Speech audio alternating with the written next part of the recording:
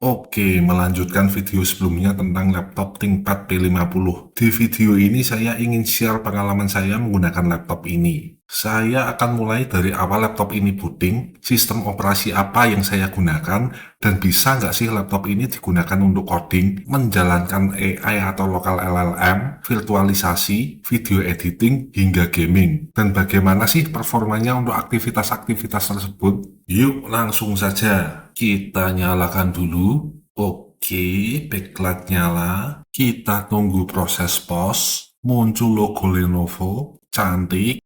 Iya, saya pakai Linux. Kita tunggu proses init. Oke, harusnya nggak lama.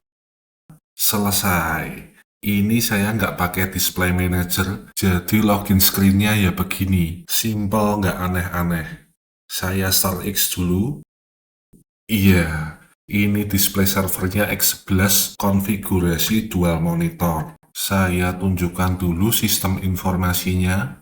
Ini kalau barusan nyala, RAM yang kepake 1,3 gigaan dari total 64 giga. Lalu eksternal monitornya resolusi QHD dan terkoneksi lewat mini DP. Untuk storage-nya kepasang dua, NVMe semua. Untuk shell saya menggunakan ZSH atau C shell, dan untuk window manager-nya saya menggunakan BSP VM. Oke, saya ajak jalan-jalan dulu ke sini. Ini barnya pakai polybar.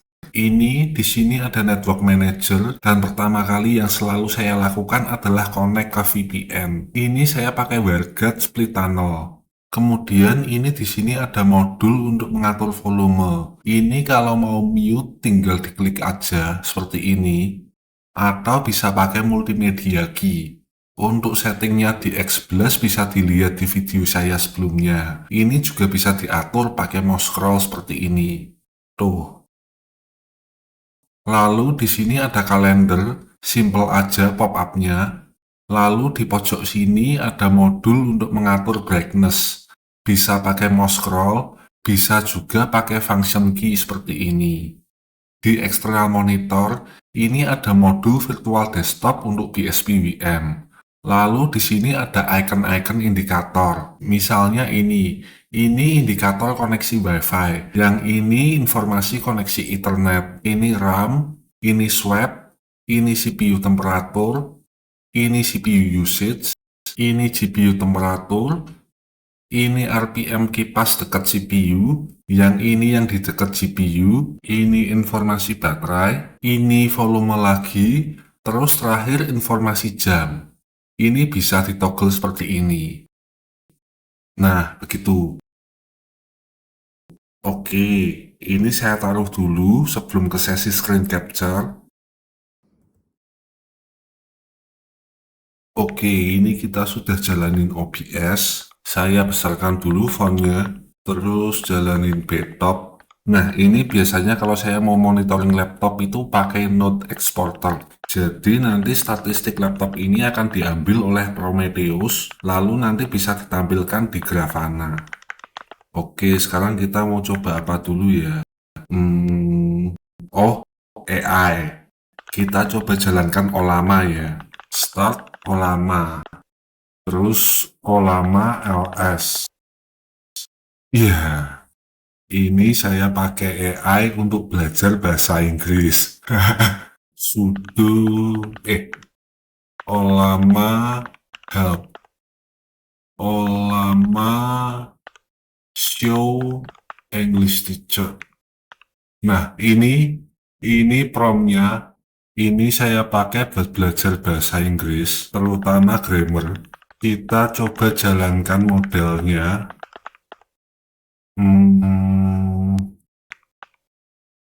Nah, ini sudah. Teach me grammar today. Alice. Oke. Tuh, lumayan cepat kan? Ini murni lokal dari komputer ini, dari laptop ini. Kita lihat ya, penggunaan resource-nya. Olama PS. Ini. Nih, 100% menggunakan GPU. Ini basisnya dari lama 3.2, kalau nggak salah yang 3 billion parameter. Oke, sekarang kita coba bikin model baru lagi. Ini kok masih nulis saja? Ah, sudah.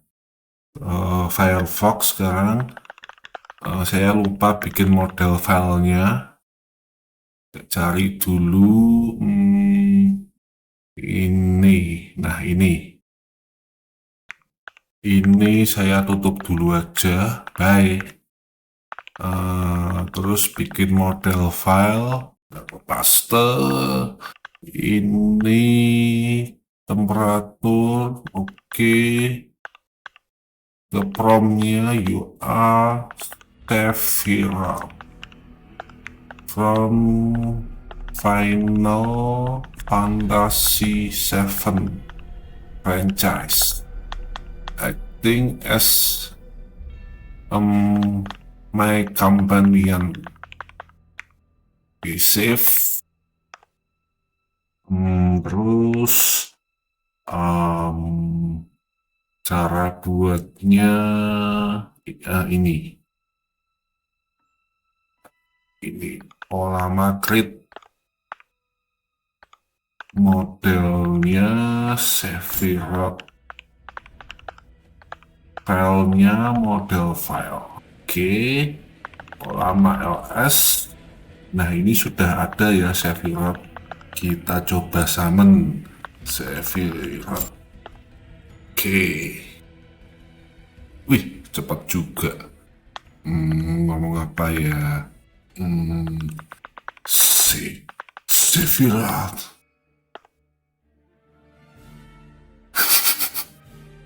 You recognize me. I see the one winged angel, the great warrior, the king of heroes. Coba apa? Playing one winged angel music.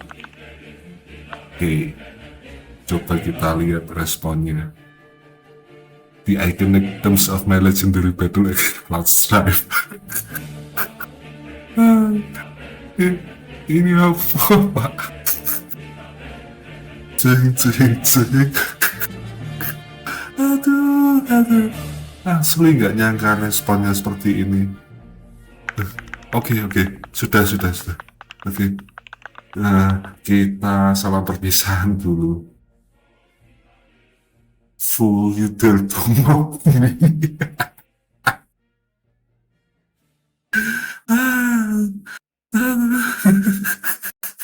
Oke, sudah. Ini kita lihat prosesnya. Ini 91% GPU, 9% CPU, makanya nanti bisa cepat ya. Oke, bye. Sekarang kita serius. Kita sistem CTL stop Olama. Oke, password. Oke. Sekarang kita nyoba apa ya? Oh, coding. Kita coba performa compile codingnya. Saya ke directory project saya dulu. Saya start dulu MariaDB dan Volky. Oke, kita coba unit test. Oke, ini kita coba linting. Oke, ini kita coba benchmark. Oke, lumayan lah ya. Kita sekarang coba build. Oke, ini kita sekarang coba CI/CD. Kita pakai deploy menggunakan Ansible. Kan lumayan. Jadi tadi itu playbooknya seperti ini. Contohnya. Oke, compile Golang sudah. Sekarang kita coba yang lebih berat untuk compile-nya. Kita ke Rust. Ini kita hapus dulu directory targetnya. Ini program Rust saya buat untuk mengecek service dia berjalan atau tidak. Kurang lebih ini seperti port scanner, tapi ini saya buat sesuai kebutuhan saya saja. Ini support TCP dan ada UDP, tapi UDP yang baru saya implementasikan itu masih DNS, yang lain belum. Ini pakai Tokyo Async. Ya, ini untuk TCP-nya. Kalau TCP sih gampang ya, simple. Cuman kalau UDP ya harus baca spesifikasi protokolnya untuk tahu dia benar-benar berjalan atau tidak. Oke, kita langsung build saja. Tuh, ini lumayan kan? Lumayan cepat, mengingat ini Intel generasi ke-6. Ini untuk prosesnya menggunakan seluruh core. Kita tunggu ya sampai selesai, harusnya nggak terlalu lama ini.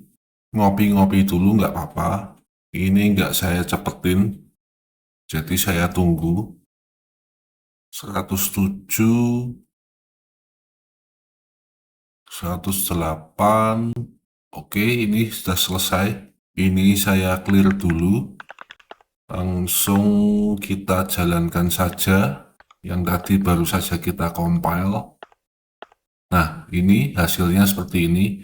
Ini kalau ada yang down seperti ini, warning.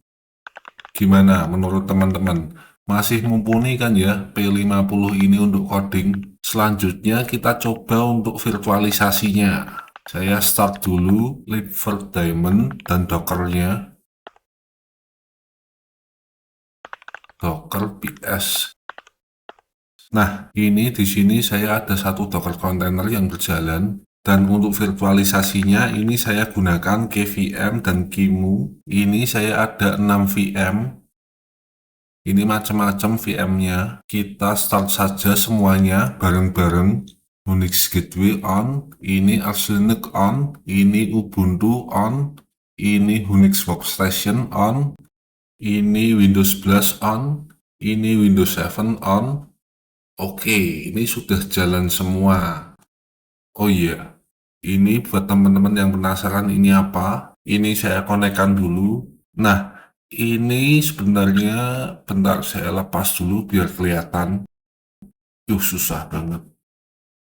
Nah, ini sebenarnya connect dari ThinkPad di belakang sini. Nah, ini T420 laptop tua. Layarnya sudah rusak. Jadi saya fungsikan sebagai server saja. Oke, ini saya kembalikan dulu ke sini. Nah, ini sebenarnya VM tadi yang di T420 tetap bisa diremote dari sini. Kita bisa lihat. Bentar, ini saya besarkan dulu. Nah, ini tuh kan. Ini VM yang ada di T420. Oke, sekarang kita lupakan dulu yang ini. Kita disconnect. Kita fokus di laptop yang ini, yang di P50. Saya ajak jalan-jalan dulu ya, ini ke VM-VM-nya. Mulai dari OPSEC dulu. Aku pindah ke desktop yang kosong aja ini. Start X. Oke, ini kalau kita lihat ini masih sangat responsif ya. Emacs. Ini saya lewat SSH saja. Karena saya lebih nyaman lewat command line. Ini Emacs attach dulu. Ini saya cek external IP. Jadi ini sebenarnya VM ini connect-nya lewat Unix Gateway ya. Jadi semua komunikasi keluar itu nggak ada yang lewat ClearNet, semuanya lewat Tor. Lalu untuk distronya ini saya pakai Arch Linux juga. Nah ini KVM. Oke. Ini sekarang kita coba restart VM ini ya. Kok exit?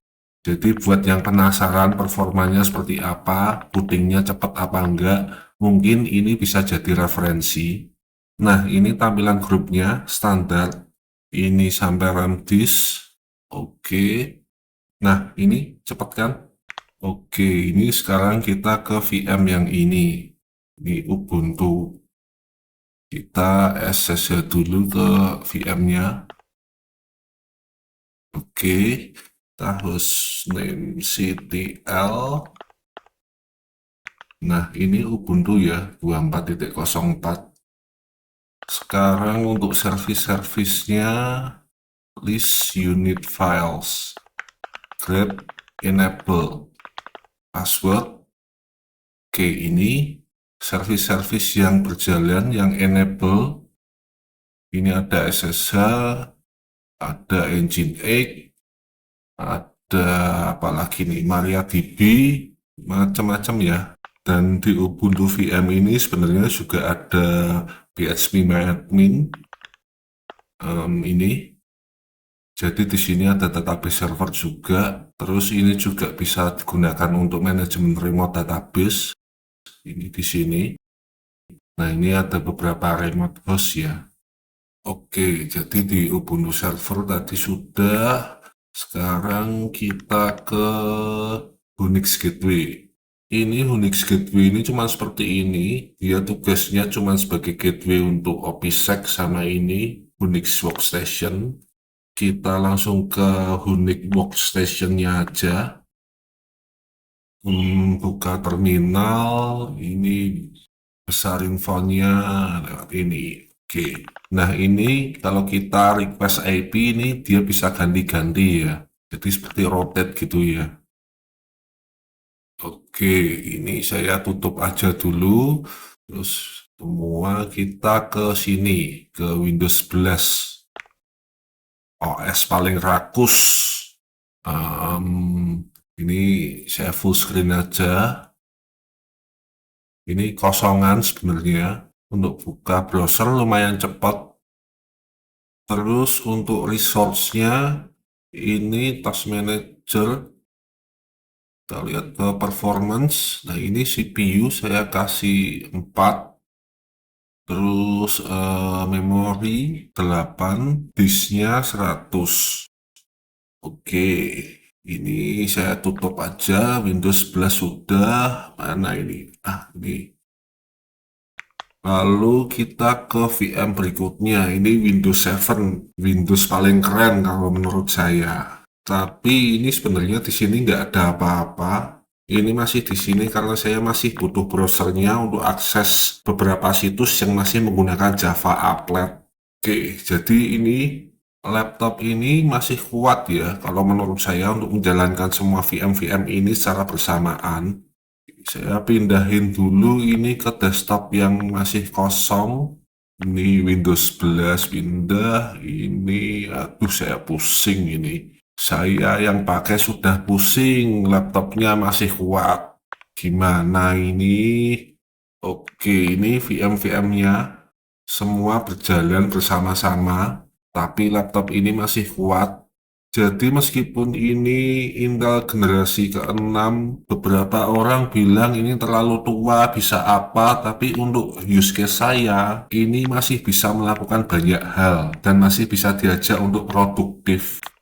Oke, sekarang kita ke jaringan. Tadi kan di awal saya bilang kalau laptop ini selalu terkonek dengan VPN. Ini saya pakai WireGuard split tunnel. Dan untuk firewallnya standar saya menggunakan firewall di list all password. Nah, ini firewall rules-nya. Ini ada local send, terus ini reach rules-nya. Ada dash flow, ada apa ini? Ini image kalau nggak salah. Oke. Nah, dengan VPN tadi, laptop ini masih bisa dijangkau dari luar, dari internet. Misalnya ini statistik laptop saya yang saya pakai ini. Ini dari Prometheus Node Exporter. Kita lihat di zoom dari sini. Oke. Nah, ini statistik CPU usage. Ini banyak sekali ya matriksnya.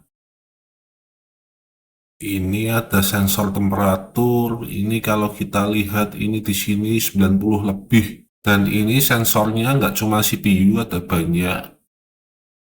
Lalu ini ada kecepatan kipas.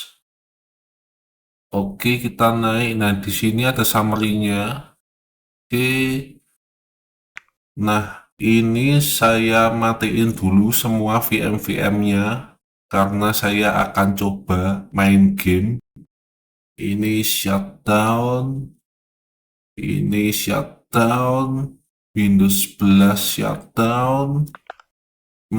Ini saya start dulu untuk Steam-nya. Ini Windows 7 shutdown juga. Oke. Nah, ini tampilan Steam-nya kalau di Linux seperti ini. Nggak tahu kalau di Windows seperti apa. Masih tunggu proses login. Oke, ini sudah tampil. Kita ke library saja langsung. Ini saya main Stardew Valley. Bentar, saya full screen it. Ini full screen sudah. Jadi ini gamenya ringan. Laptop ini masih bisa melibas lah game ini. Ini gamenya seperti Harvest Moon. Dan teman-teman kalau tahu Harvest Moon berarti teman-teman sudah tua ya. Nah, ini seperti ini. Kalau untuk game ini kita mau dual streaming atau sambil ngerekam itu masih kuat laptop ini. Di 60 fps sudah masih bisa. Oke, ini saya tutup. Kita coba game lain. Nah, ini The Forest. Ini game cukup berat untuk laptop ini.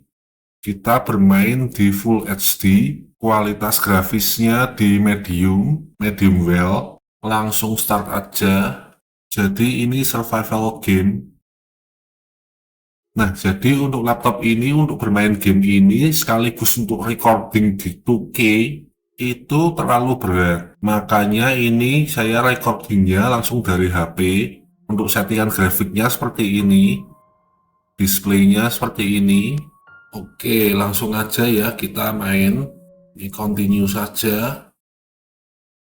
Masih loading. Nah, ini grafiknya seperti ini, tapi ini FPS-nya rendah sekali, di sekitar 25-30 FPS-an.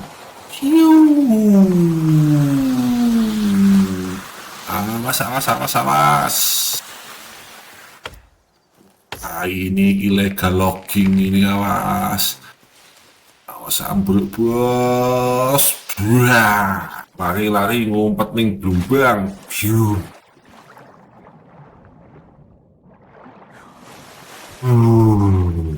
Adem nih. Mencari kelinci kok gak ada ya. Ih, ada wahana lagi. Hup. Awas le, awas, minggir gitu banget le, awas, minggir. Ih, mana lintang.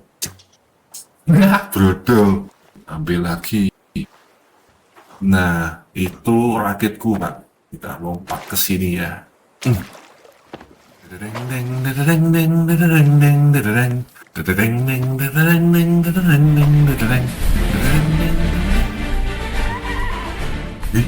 Musuh. Si. Menak nasi. Gue. Di sini ya. Gue. Gue. Oke, sudah ya. Jadi ini laptop untuk main game masih kurang. Ini bukan untuk main game. Oke, kita ke tes selanjutnya ya. Ini saya mau coba video transcoding. Ini sampel videonya. Ini 4K 30 fps. Panjang videonya 5 menit. Jadi saya mau coba transcoding menggunakan GPU Nvidia-nya. Kita cek ya butuh berapa lama untuk transcoding video 4K 30 fps dengan panjang video 5 menit. Ini nanti saya fast forward aja.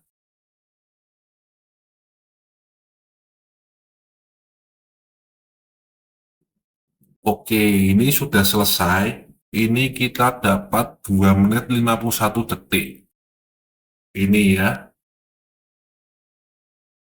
Sesuai ya. Oke, sekarang saya mau tes terakhir yaitu editing video. Untuk editing video itu saya menggunakan KDE Live. Ini free dan open source juga. Kita buka project saya aja yang sudah ada. Ini aja, coba kita buka. Oke, loading aset. Nah, ini asetnya lumayan banyak ya. Coba cek ambil satu video untuk playback. Nah, ini playbacknya cepat ya. Jadi nggak ada delay di sini, mulus. Dan ini untuk timeline previewnya seperti ini. Masih lumayan oke kok. Karena saya selama ini juga edit-edit pakai ini. Oke, sampai di sini aja. Terima kasih sudah menonton. Sampai jumpa di video selanjutnya.